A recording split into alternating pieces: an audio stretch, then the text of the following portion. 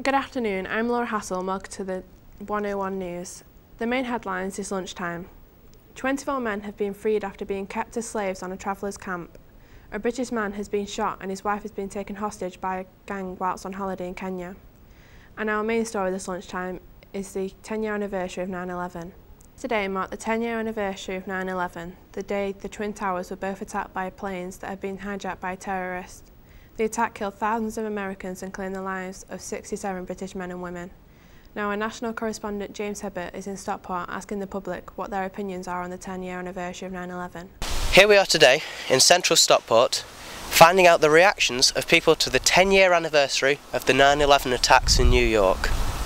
It was just a case of, well, with the programmes, there was rather too many of them. It was a case of overdrive, really, and I didn't really watch any of them. And there was particularly, I know there was a few which were about conspiracy theories, which I don't particularly have time for. So. Now these are some of the memories of Stockport citizens of those events 10 years ago. Well, that's all I know. I just walked into the chalet and it was on the television. And it was such a shock. That's all there was to it. It's just a day I won't forget. Well, I was at home watching the television, and it was a shock when I saw it, like, you know. I mean, you couldn't really do anything about it because we're a long way away from America. So there's nothing really I could say about it, really. Just, it was a shock. James Hibbert, 101 News, back to Laura in the studio. Thank you, James. Our international correspondent Jonny Lawrence is now in New York at the 9/11 memorial site. What's the atmosphere like down there, Jonny? As you can imagine, Laura, the atmosphere here is rather sad. However, there is also a sense of triumphs that people have come together stronger than even to beat terrorism.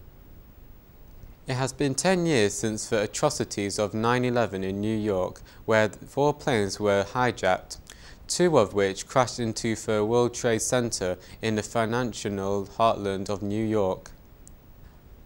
Over 3,000 people lost their lives that day. However, the total number of those affected by that act of terrorism is far greater. As you can see behind me is the ground zero of the site of Special Waterfall and Garden to remember the name of every one of the victims. New York is rebuilding the new World Trade Center close by here, and the Freedom Tower will complete during 2013. New York appears to be healing itself on this day. Back to you in the studio, Laura. Thank you, Jonny. Now over to Faye, who has the sport and weather for us. Hello, good afternoon.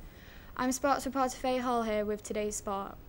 Our recent football headline is of the resignation of Manchester City's Chief Executive Officer Gary Cook.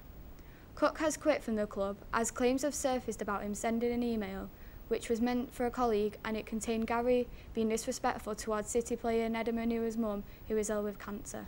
Thank you for tuning in. We'll be back again tomorrow at 1:01. Stay safe and enjoy the rest of your day.